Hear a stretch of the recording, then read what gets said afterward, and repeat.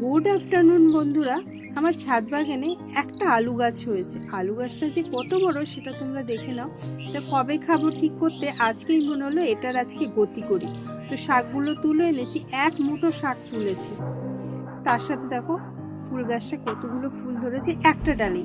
এবার এক মুঠো হলেও তাতে তো হবে না, তাই এক মুঠো পালং শাকও নিয়েছি।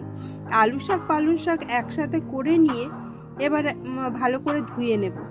ধুয়ে একদম কুচি করে কেটে ঝুড়িতে তুলে ভালো করে 2-3 বার ভালো করে ধুয়ে কুচিয়ে রেখেছি। এবার একটা মাছ রান্না করব, তার জন্য একটা মশলা করব। কাঁচা লঙ্কা, ঝাল অনুসারে শুকনো লঙ্কাও নিয়েছি। এবার দেব কালো সর্ষে, সাদা সর্ষে 2 চামচ করে, আর পোস্ত দেব 1 চামচ করে, 1 চামচ। এবার অল্প জল দিয়ে মিহি পেস্ট করে নিয়েছি, একদম পেস্ট। এবার নিয়েছি চোখ ঢালা মাছ, আর তাতে 2টো পাবদা মাছও আছে। একটা টমেটো দেব, মশলা দিয়েছি। এবার স্বাদ মতো নুন দেব লঙ্কার গুঁড়ো, আর দেব সর্ষের তেল। এবার মাখিয়ে নেওয়ার পরে যেটা মনে হলো যে আমি হলুদটা দিতেই ভুলে গেছি, সেটাও দিয়ে দিলাম। হলুদটা দেওয়া হয়ে গেল।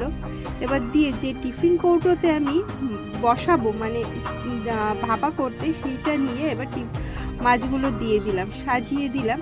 এবার বাকি মশলাটাও ভালো করে কাচিয়ে দিয়ে উপর দিয়ে সর্ষের তেল আর কাঁচা লঙ্কা ছড়িয়ে ঢাকা বন্ধ করে দেব। এবার গরম জল করতে বসিয়েছিলাম, সেটার উপর গরম হয়ে গেলে দিয়ে ঢাকা দিয়ে রেখে দিয়েছি। এবার তুলে নিয়েছি।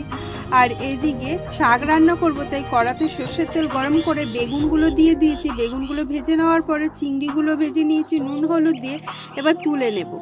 এবার রসুন থেতো করা সেটা দিয়ে দিয়েছি, একটু নাড়িয়ে চাড়িয়ে নিয়ে পেঁয়াজ কুচি আর লঙ্কা চেরা এটাও দিয়ে দেব। এবার হালকা ভেজে নেব, দেখো লাল লাল করে ভেজে নেওয়ার পরে এবার দিয়ে দেবো শাকটা। শাক পেঁয়াজ মশলার সাথে ভালো করে মেশাবো, তার আগে দিয়ে দেবো নুন আর হলুদ। এবার ভালো করে মিশিয়ে নেব, মিশিয়ে ঢাকা দিয়ে দেবো।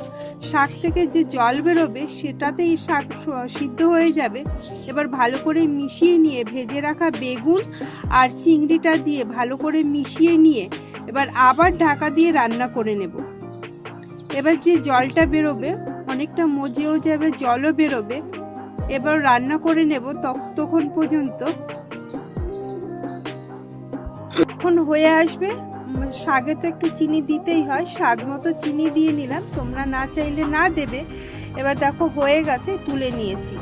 অবশ্যই তোমরা জানাবে কোন রান্নাটা আমার ভালো লাগলো। এই দেখো মাছটা খুলছি, মাছটাও দেখে নাও কত সুন্দর হয়েছে দেখতে, কালারটাও হয়েছে, তেলও ভেসে উঠেছে, দুর্দান্ত হয়েছিল। কিন্তু দুটো রান্নাই তোমাদের কোনটা পছন্দ হলো অবশ্যই কমেন্টে জানাবে।